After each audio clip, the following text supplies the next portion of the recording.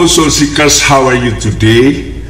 I'm fine, thank you, and how are you? Today I will talk about the problems surrounding refugees in Jakarta. I hope this video can touch your humanity towards the struggles of refugees. I am only sharing about the attitude of the church, which must also care for refugees. So don't skip this channel, you stay in Think of Soul channel.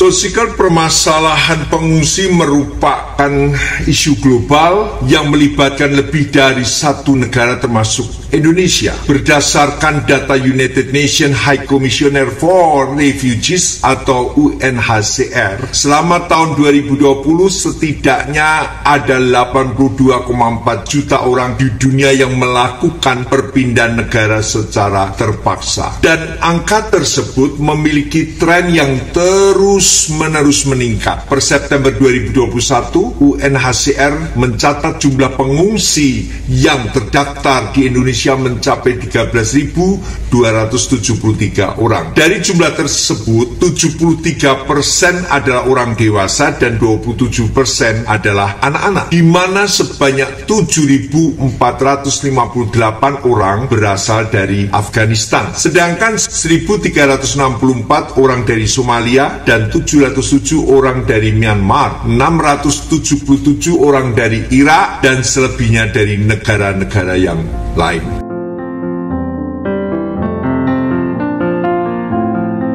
Soul Seeker, kita juga akan mendengar tanggapan dari Frans Magni Suseno, seorang tokoh budayawan dan tokoh nasional di Indonesia. Kita ikuti. Saya kira kita pertama-tama harus mulai menyadari bahwa adanya pengungsi merupakan masalah yang tidak akan pergi. Barangkali masih ada yang ingat bahwa di akhir tahun 70-an pernah Indonesia, Natuna dibanjiri pengungsi dari Vietnam, mana kemudian berhasil diselesaikan sesudah sekian tahun. Tetapi sekarang jumlah orang yang merasa perlu melarikan diri terus bertambah. Kita tahu di sini di Indonesia sudah ada pengungsi dari Afghanistan. Saya tidak tahu apa ada yang dari Myanmar. Ada beberapa tempat pengungsian itu bertambah. Indonesia untuk sementara belum menjadi tujuan para pengungsi. Biasanya mereka yang sekarang di Indonesia itu sebetulnya dalam perjalanan misalnya ke Australia, kemudian ditahan di sini sampai status mereka dibereskan. Saya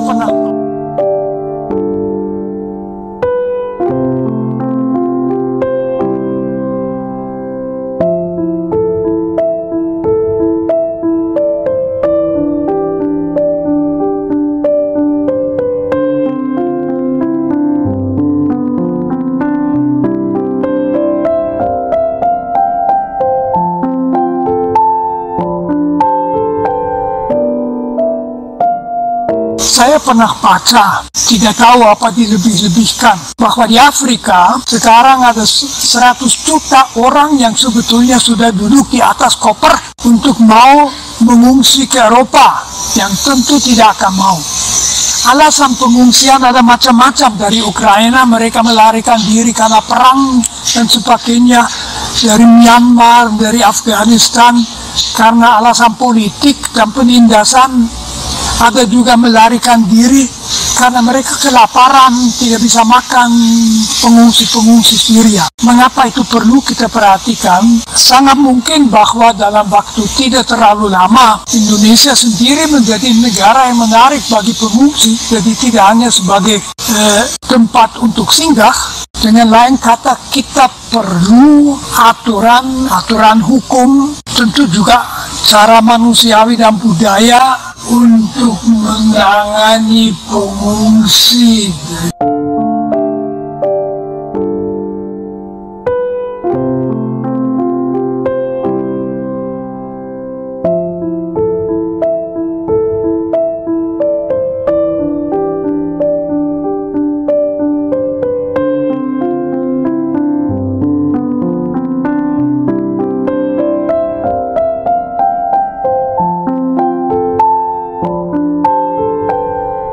tetap perlu aturan hukum, tentu juga cara manusiawi dan budaya untuk menangani pengungsi. Jadi kita setiap kali ada perahu dengan pengungsi, kita jadi bingung, kita tahu apa yang harus dilakukan. Tentu saja saya sama sekali tidak mampu untuk mengatakan bagaimana. Tetapi ada suatu hak asasi manusia bahwa orang berhak untuk melarikan diri dan diterima dalam batas-batas kemampuan kita.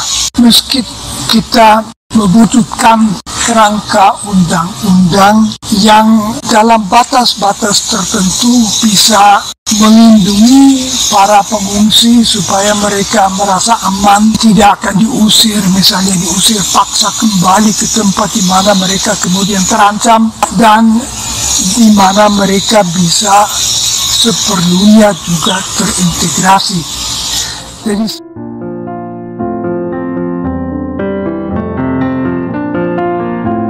Soul Seekers, hari ini aku mendapat satu kiriman dari Romo Martinus Dam atau Romo Dam. Dia mengirimkan kepada saya dan saya belum membukanya. Saya akan buka.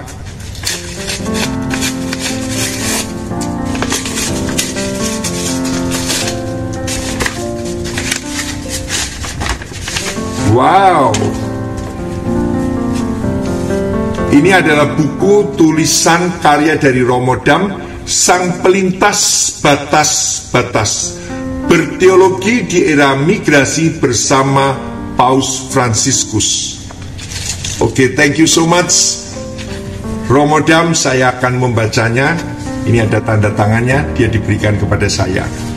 God bless, terima kasih Romo Dam. Saya percaya buku ini akan dapat memberikan inspirasi dan masukan info untuk saya mengerti batas-batas lintasnya. Tuhan memberkati. Oke, lanjut, kita akan mendengar apa yang disaksikan, yang diceritakan oleh Romo Dam pada tayangan berikut ini.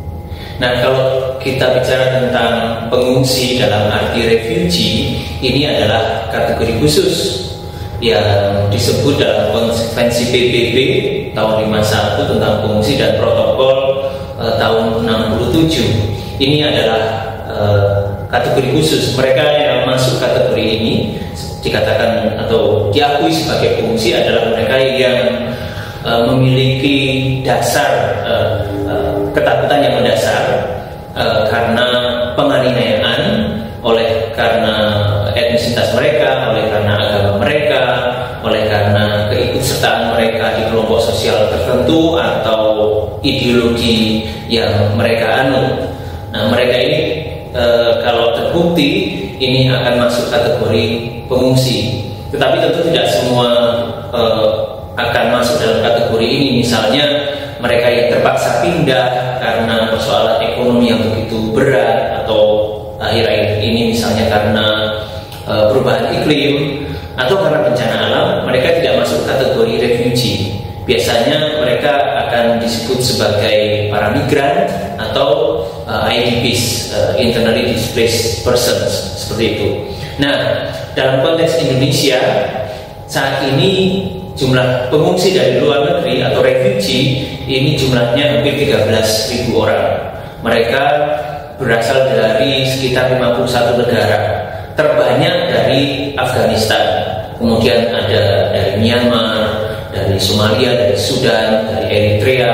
Jadi di seluruh dunia saat ini menurut data dari UNHCR atau Komisioner Tinggi PBB untuk urusan pengungsi, ada 100 juta orang di seluruh dunia yang terpaksa pindah. Mereka adalah para pencari suaka, para pengungsi, ada juga orang-orang tanpa kewarganegaraan, dan juga yang disebut sebagai IDPs atau internally displaced persons. Mereka yang terpaksa pindah tetapi tidak sampai melewati batas-batas negara. Nah, jumlah ini adalah jumlah yang tertinggi yang pernah tercatat. Kalau misalnya dulu ketika lembaga kami Jesuit Refugee Service berdiri, saat itu ada sekitar 14 juta orang yang terpaksa pindah di seluruh dunia. Saat ini angkanya telah berlipat ganda sehingga saya kira perhatian masyarakat internasional terhadap persoalan pengungsi harus selalu ditingkatkan, karena berbagai konflik yang terjadi di banyak negara yang kemudian membuat sebagian orang harus terpaksa meninggalkan negaranya. Yang terakhir saya kira konflik antara Ukraina dan Rusia itu telah menyebabkan perpindahan paksa lebih dari 10 juta orang.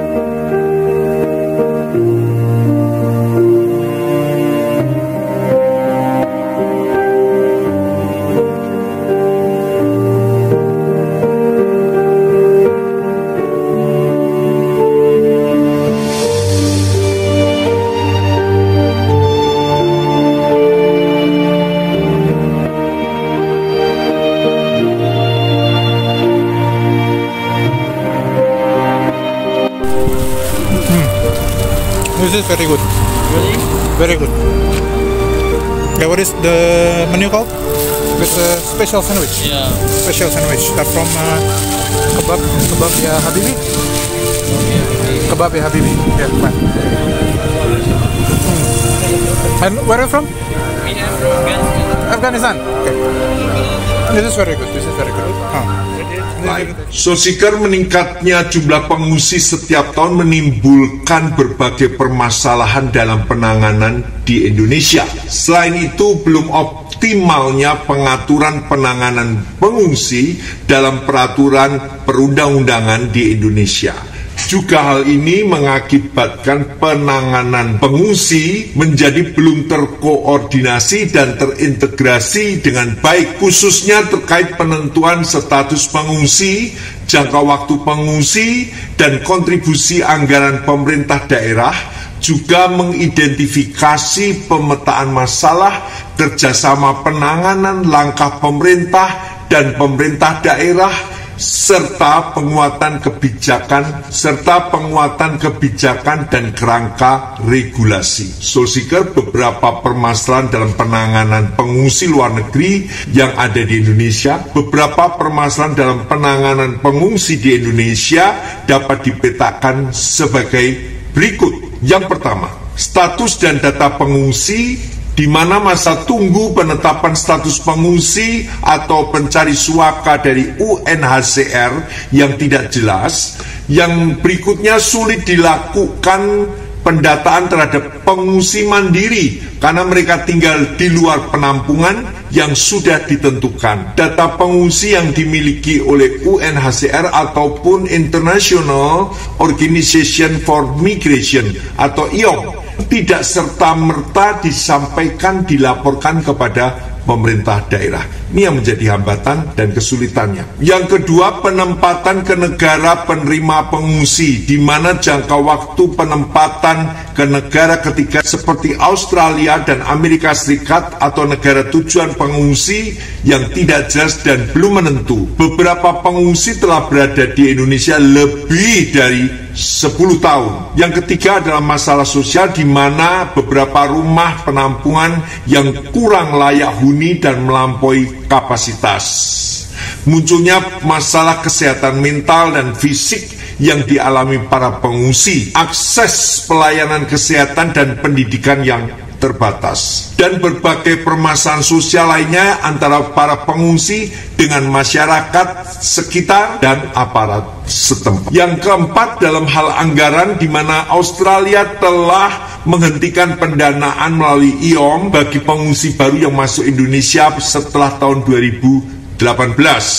Pemerintah Indonesia perlu mengantisipasi pendanaan bagi pengungsi dari luar negeri yang masuk ke Indonesia setelah tahun tersebut yang jumlahnya diprediksi akan terus meningkat, terutama dari negara Afghanistan. Peraturan Presiden nomor 125 tahun 2016 tentang penanganan pengungsi dari luar negeri mengamanatkan bahwa APBN dapat digunakan sebagai sumber pendanaan untuk para pengungsi. Namun demikian, belum ada peraturan yang lebih rinci yang mengatur mekanisme penggunaan APBN yang dimaksud. Yang kelima, koordinasi antar instansi, di mana kerjasama penanganan dikarenakan Indonesia belum meratifikasi Convention Relating to the Status of Refugees, Konvensi 1951, dan Protokol Relating to the Status Refugees, Protokol 1967, sehingga Indonesia sesungguhnya tidak memiliki kewajiban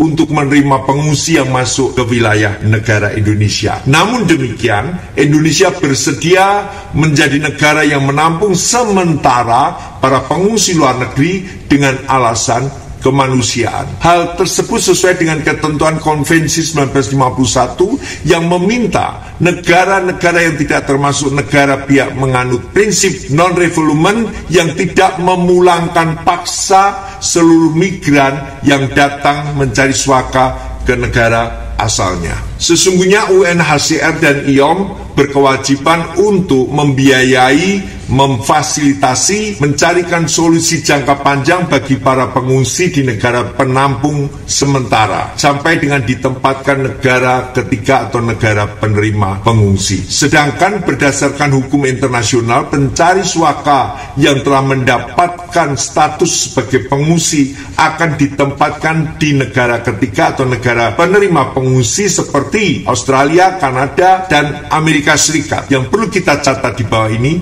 selain bekerja sama dengan pemerintah Indonesia, UNHCR dan IOM juga menjalin kerjasama dengan pihak swasta, lembaga swadaya masyarakat atau LSM di Indonesia. Namun demikian, pendanaan bagi pengungsi luar negeri di Indonesia dan operasionalisasi UNHCR dan IOM diperoleh dari negara donor seperti Australia, Kanada, Denmark, Uni Eropa, Jepang, Amerika Serikat, dan lain-lain. Meskipun secara konsep definisi pencari suaka atau asylum seeker berbeda dengan pengungsi refugees, namun berdasarkan observasi di lapangan, tidak ada pembedaan perlakuan oleh pemerintah Indonesia terhadap keduanya. Di Indonesia, pengungsi dari luar negeri terdiri dari pengungsi yang dibiayai oleh IOM dan pengungsi mandiri, yaitu pengungsi yang membiayai kehidupannya sendiri. My name is Ali Reza. I'm from Afghanistan. I have come to Indonesia in 2014 because there is war and persecution in my country and I couldn't live in Afghanistan anymore. I came to Indonesia by boat and after that I have become an asylum seeker and refugee living in Indonesia. According to me, refugees issue is not about nationals, it's not about citizen, races, religions, or any other specific point that push people to help. Refugee issue is a human right issue, and I invite and encourage everyone to take part in this.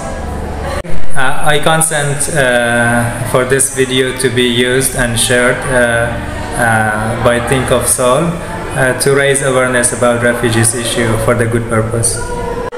So, as I mentioned before, refugees in Indonesia cannot work, cannot go to school or university, and there are a lot of restrictions and limitations that don't allow refugees to live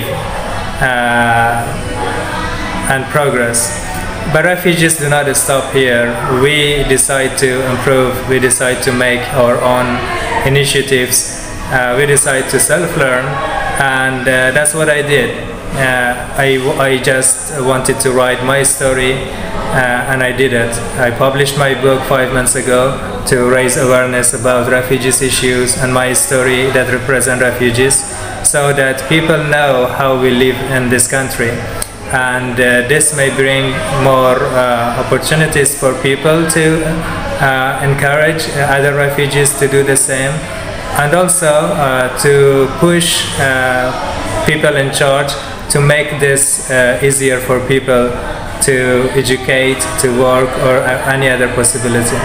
I also have made films and documentaries that shows refugees' stories, how they live, and this is only for the purpose of raising awareness and encouraging refugees not to stop here and keep moving and keep going with how they can live better. When I came to Indonesia, I was very young. I didn't come with my family, I was alone. So I felt myself lost and very alone. But at the same time, this was the country that provided safety for me, so I could live with no danger of life threats. Indonesia is a secure and safe country for me. It's a very diverse country that brings good opportunity for people. But for refugees in Indonesia, because we cannot work, we cannot go to school, we cannot go to university, it's very challenging and difficult to survive. So sometimes it's secure and safe, but it's at the same time very stressful and challenging because I cannot go to school, because I cannot work. People are very nice to us, to the refugees. People are welcoming, friendly and humble, and I have a lot of Indonesian friends. That makes this difficulty and challenging time a little bit easier. I'm very grateful for that, and I thank all people in Indonesia. Jadi saya amat sangat mengharapkan bahwa Indonesia mengisi kekosongan peraturan perundangan mengenai pengungsi dengan satu cara yang katakan saja sesuai, baik dengan kemanusiaan yang adil dan beradab maupun dengan keadilan sosial. Mereka pun perlu diperlakukan manusiawi. Khususnya bagi gereja Katolik, gereja saya, sudah jelas kami orang Katolik perlu menyambut orang yang melarikan diri dengan hati dan tangan terbuka.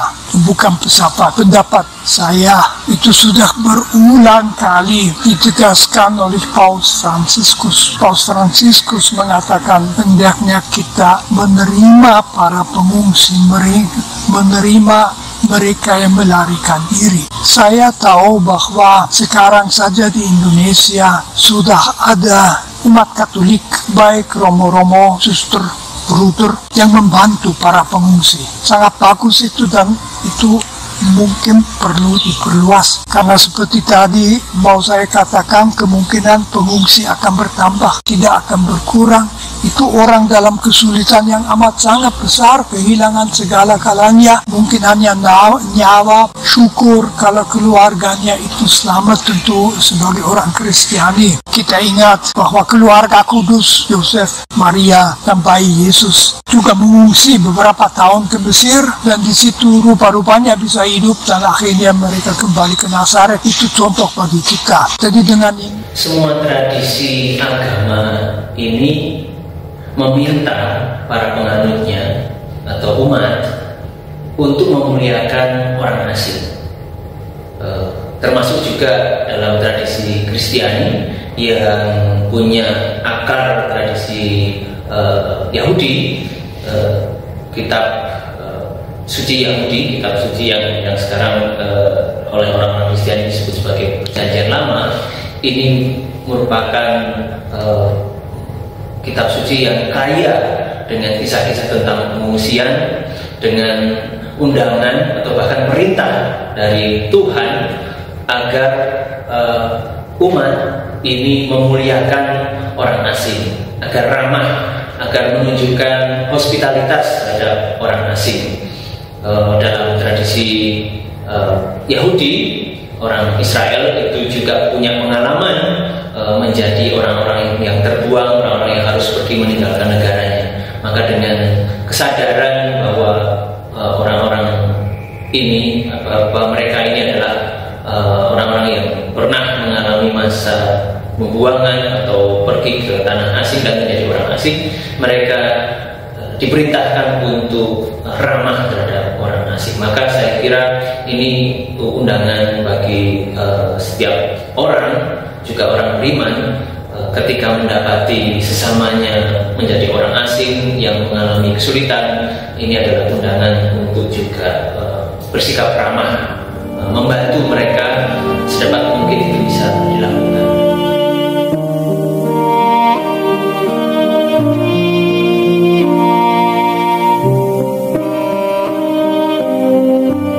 Jadi dengan ini saya mau menyerukan, mari kita buka hati dan tangan bagi para pengungsi. Jangan kita anggap mereka seperti orang yang membuat repot.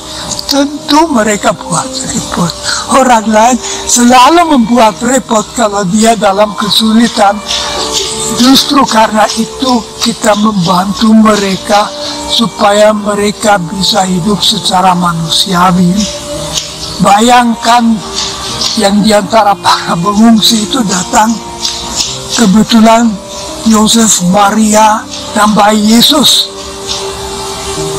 Ya, mereka tidak akan secara harafiah berada di antara mereka, tapi mungkin dalam hati mereka juga ada di antara para pengungsi. Jadi mari kita betul-betul mengatur itu, membantu itu, jangan menganggap itu suatu gangguan. Itulah yang dituntut Tuhan dari kita. Siapa yang menjadi sesama kita, tentu saja dia yang dalam kesulitan, seperti orang yang dirampok di jalan ke Yeriko dan dibantu oleh orang Samaria. Mereka yang butuh bantuan, kita bantu, kita mohon pada Tuhan bahwa Tuhan membantu kita dalam membantu mereka. Terima kasih.